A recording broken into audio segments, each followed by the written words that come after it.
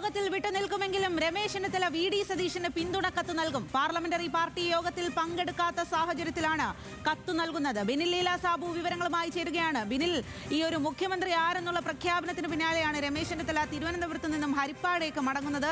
ഇപ്പോൾ ഈ ഒരു നിയമസഭാ കക്ഷി യോഗത്തിൽ രമേശ് ചെന്നിത്തല പങ്കെടുക്കുന്നില്ല എങ്കിൽ പോലും വി.ഡി. സതീശന് പിന്തുണ അറിയിക്കും എന്ന് പറയുന്നു. രമേശ് ചെന്നിത്തലയെ അനുനയിപ്പിക്കാൻ സാധിക്കുന്നുണ്ടോ? വിവരങ്ങൾ. ഹൈക്കമാൻഡ് തീരുമാനം എന്താണെങ്കിലും അത് അംഗീകരിച്ചു പോരുകയാണ് കോൺഗ്രസ് നേതാക്കൾ സാധാരണ ചെയ്യാറുള്ളത്. അതേ കീഴ്വഴക്കം പാലിക്കുന്നുവെന്നാണ് ഇതിൽ നിന്ന് മനസ്സിലാക്കാൻ കഴിയുന്നത്. അദ്ദേഹം പിന്തുണ കത്ത് വി.ഡി. സതീശന് പിന്തുണ നൽകി കത്ത് നൽകാനാണ് ഇപ്പോൾ തീരുമാനിച്ചിരിക്കുന്നത്. പാർലമെന്ററി പാർട്ടി യോഗത്തിൽ അദ്ദേഹം പങ്കെടുക്കില്ല, അദ്ദേഹം ഹരിപ്പാട്ടേക്ക് മടങ്ങുകയും ചെയ്തു. എന്തായാലും കടുത്ത അതിർത്തിയിൽ തന്നെയാണ് രമേശ് ചെന്നിത്തല ഉള്ളത്. അദ്ദേഹം അവസാനം വരെ മുഖ്യമന്ത്രി സ്ഥാനത്തേക്ക് പരിഗണിക്കപ്പെട്ടേക്കും എന്ന് കരുതിയിരുന്നു. തുടക്കം മുതൽ തന്നെ അദ്ദേഹം പറയുന്ന ഒരു കാര്യം, പാർട്ടിയിൽ താൻ സീനിയർ ലീഡറാണ്, ആ സീനിയോറിറ്റി പരിഗണിക്കണം എന്നാണ് അദ്ദേഹം ആവശ്യപ്പെട്ടത്.